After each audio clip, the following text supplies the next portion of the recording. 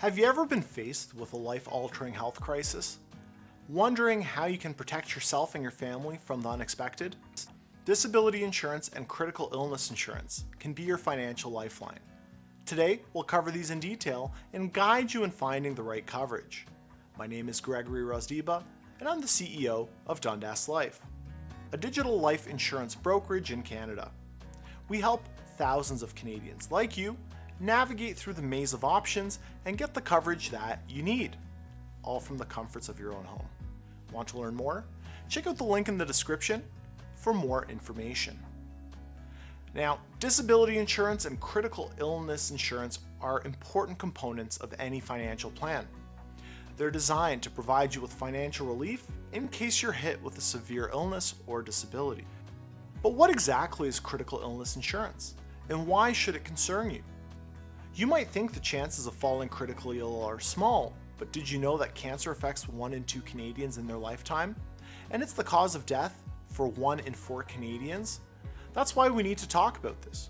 Critical illness insurance pays you a tax-free lump sum of money if you're diagnosed with a condition covered by your plan.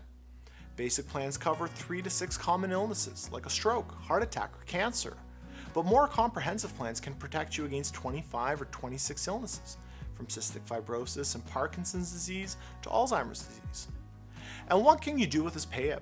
It can cover a wide range of out-of-pocket medical costs, like in-home care, health insurance deductibles, and copays. But there's no restriction in using the payout for non-medical expenses either. The money is yours to use as you see fit. Remember, all critical illness insurance plans have a waiting period, which is the time you need to wait after a diagnosis before the benefit is paid out.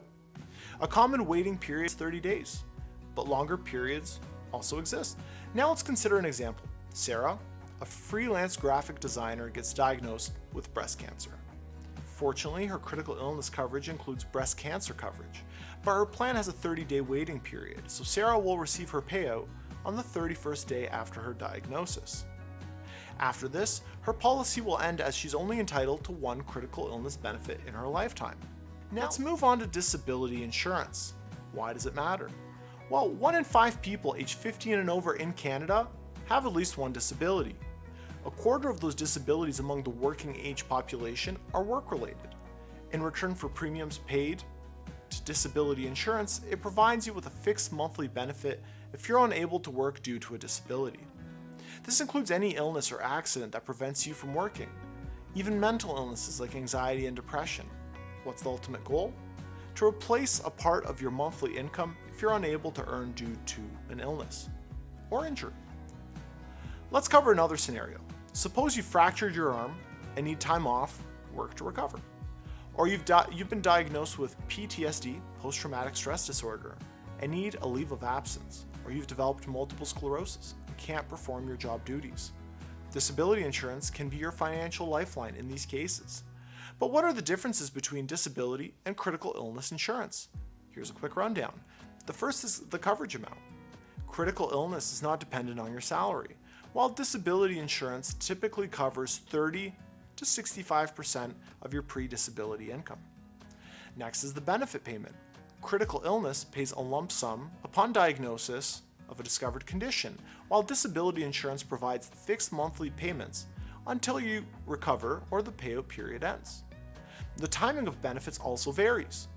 Critical illness benefits come after a diagnosis, while disability insurance benefits kick in if any illness or injury prevents you from working. You also have different coverage lengths.